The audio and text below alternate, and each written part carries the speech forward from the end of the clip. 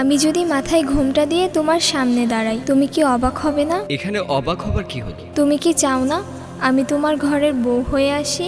তুমি কেন আমার ঘরের বউ হয়ে আসবে? তুমি কি আমায় ভালোবাসো না?